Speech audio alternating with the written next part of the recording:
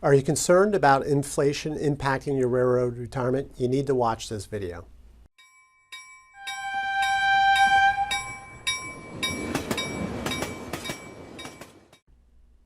Welcome everyone to another edition of the Highball Advisors Railroad Retirement Whiteboard. My name is John McNamara of Highball Advisors, and today we're going to talk about inflation. Can't get away from it. It's everywhere. It's in the newspaper. It's on the news. It's everywhere. All right.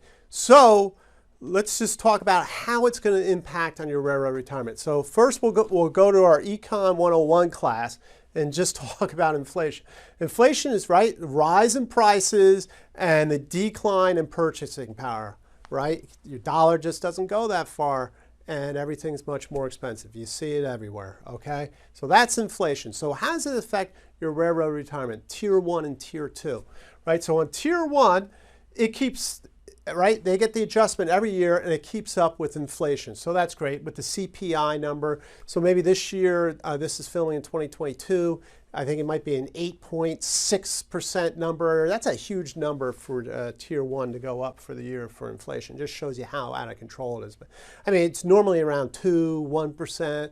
It's chaos, all right? So that's where it is this year. Now, however, the Tier 2 number, all right, the second part of the annuity, very valuable part, only increases at basically a third of that CPI number. So if we keep this thing going on, we're going to stay we're not going to keep up with inflation at all, but it's a third. So that's on your railroad retirement, what you want to be thinking about. Now, an important thing to remember about the Tier 2 when it comes to railroad retirement, specifically I'm addressing those railroaders that have left the railroad maybe 5, 10, 15 years ago.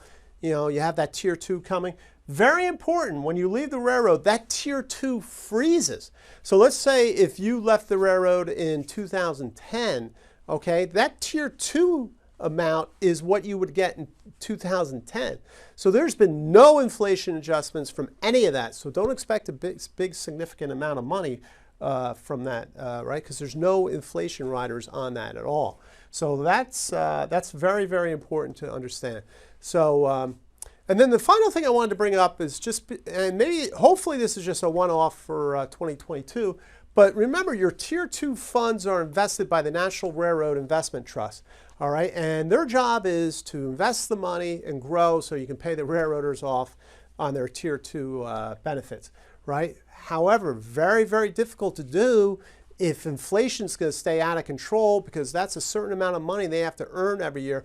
Now this year in 2022, we don't know the numbers yet, but I'm going to expect that investment trust to have had returns at least of negative 15, 20% this year. It would not shock me at all to be around that 20% number. So as railroaders, we don't want fewer years of those. That wouldn't be good.